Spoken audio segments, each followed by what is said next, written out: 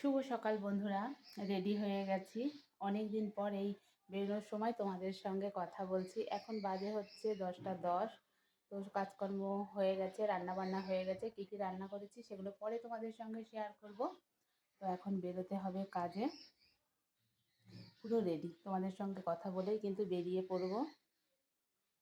তো সকলে কেমন আছো জানিও, অনেক দিন সেইভাবে তোমাদের সঙ্গে কথা বলা হয় না। তো যাই হোক,